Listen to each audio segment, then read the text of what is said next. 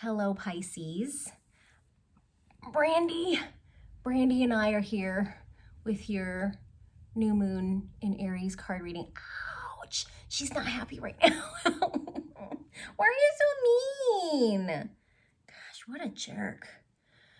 Okay, new moons are a time for cranky cats. No, they're not. Just Brandy's always cranky because she's not getting enough attention and she's jealous of my camera. New moons are a time of setting new intentions. They're a time of new beginnings. They're a time of planting seeds, just like Aries season, that starts with the spring equinox is a time that, winter's over, spring is beginning. It's the beginning of the astrological calendar.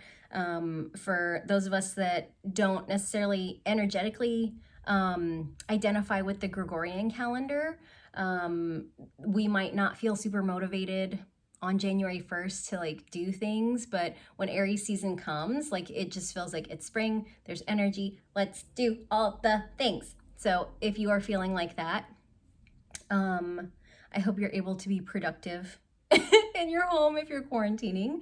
But yeah, we're gonna look at the cards and see what new things are beginning for you during this new moon. So I have pulled cards from the Light Seers Tarot, and I pulled an oracle card from the Sacred Rebels Oracle deck. So the first card that I have pulled for you, Pisces, is the Six of Swords. So you're leaving something behind. We can see these, swords carrying her to a new place. She's by herself in this boat, looking maybe a little sad, maybe a little serious. But with this new moon, even though it's a time of new beginnings, you're leaving something behind. There's an ending that is happening as you are coming into this time of new beginning. And, sometimes it's hard to let go of things. Sometimes we struggle with releasing stuff because maybe we just don't want to, why couldn't it work out the way we wanted? Why didn't those things just... why does it have to be like this? Why do we have to have endings? But just understanding that you are being led by your guides to something that's completely better. So any sadness or difficulty that comes up, just know that you are being guided to what is best for you and away from what is no longer serving you. The next card that I pulled for you is Five of Pentacles. And so Five of Pentacles it's a tricky card, because we can see that there's, these five pentacles, there's light shining on them, but she's got her head down. She can't see it. There's a little bit of despair that's happening. There's a lot of feeling of helplessness. But you're not helpless, because when we look, there's a key for the door. You're not trapped. So whatever situation you feel like you're stuck in or you can't get out of, or maybe you're not happy about this ending, you're not happy about leaving something behind, you have the power to grieve as long as you need to grieve. And you also have the power to take the key and let yourself out of the door and get out of this energy of kind of victim-y, sad, low, hopeless energy. The third card that I pulled for you is the Strength card. And we can see, there's baby lamb, and there's a woman who is half lion, half woman.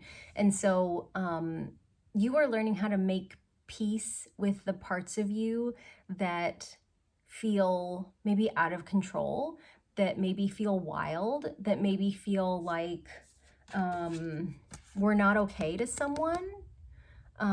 Or weren't okay at a job you were at, or there's some kind of something happened in this situation that you had to leave, where you got the feeling that there was something wrong with you. You were given the impression that the way you were was not okay.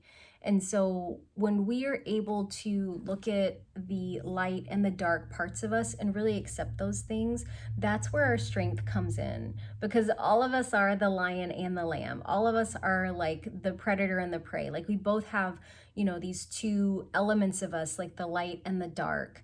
And as we're able to integrate those things and accept those two different sides of ourselves, like that's where like this love comes in. That's where this acceptance and forward progress gets to come in and lead us to where it is that we are supposed to be. You know, so if you're leaving something behind and you feel some sadness about it, just remember in those moments of sadness that you still have power. You have the power to grieve as long as you need to, just like you have the power to say, you know, I don't want to be sad about this anymore, and I'm going to unlock myself from this room and go out and be in the sunshine and just, you know, learn how to love and accept myself. So the oracle card that I've pulled for you is, oh, this is so perfect. It's card number 1, After the Storm. And so we can see this owl with this beautiful golden moon in the background. You know, owls are a very solitary animal, but they are also a symbol of wisdom.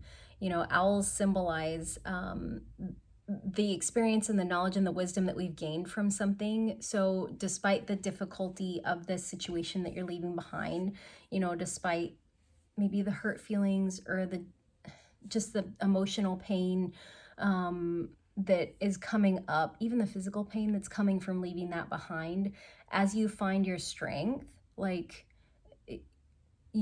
just know that you have weathered the storm. You know, that this is just a really positive omen, that, you know, once you decide to move on and you allow yourself to grieve and you pick yourself back up, that is the end of this storm cycle. Like, that is the end of this difficult time. And that, you know, you're all the wiser for what you've been through. And it just feels like it's a hard lesson, but it's a really positive outcome. And so with this new moon, I think you're really learning, Pisces, like what your value is and what you will and will not stand for in jobs, relationships, situations, you know, hence the leaving, the 6 of Swords. So I hope you enjoy that card reading. I hope that brings you some comfort if you're dealing with something difficult. I hope that you are staying safe out there and healthy, and that you are able to take time off work and stay home and just kind of rejuvenate and heal. I hope you enjoyed the reading, and I wish you a very happy new moon. Bye.